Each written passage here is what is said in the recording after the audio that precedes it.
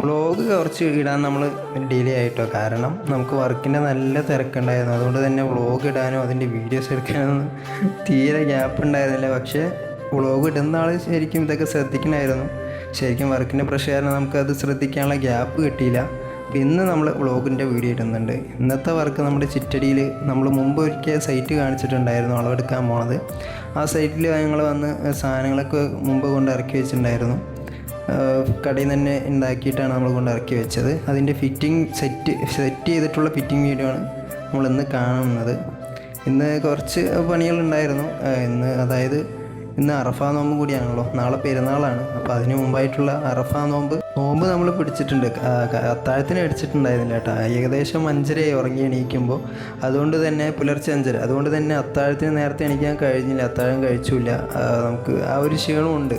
പക്ഷെ നമ്മൾ നോമ്പ് വിട്ടില്ല. നമ്മൾ ഒരു നോമ്പ് അങ്ങനെ വിടാറില്ല. നോമ്പൊക്കെ മാക്സിമം എല്ലാം പിടിക്കാൻ ശ്രദ്ധിക്കാറുണ്ട്. അങ്ങനെ നോമ്പ് പിടിച്ചിട്ട് വർക്കിന് പോകുന്ന സീനാട്ടോ നിങ്ങൾ കാണുന്നത്. അങ്ങനെ നമ്മൾ അധികം നേരമൊന്നും വർക്ക് ചെയ്തില്ല, ഒരു ഉച്ച വരെ വർക്ക് ചെയ്തു. ഞങ്ങൾ 3 ആളുണ്ടായിരുന്നു, ഞാൻ, സനത്, താരിഫ്, ഞങ്ങൾ 3 ആളും ഉണ്ടായിരുന്നു. ഉച്ച വരെ വർക്ക് ചെയ്തു. ലീവൊക്കെ ചോദിച്ചിട്ടുണ്ടായിരുന്നു, പക്ഷെ നമുക്ക് വേറെ വഴിയില്ല, നമുക്ക് അവിടെ അറ്റൻഡ് ചെയ്യേണ്ട കാര്യം ഉണ്ടായിരുന്നു. അതുകൊണ്ട് തന്നെ നമ്മൾ ഉച്ച വരെ പോയി വർക്ക് ചെയ്തു.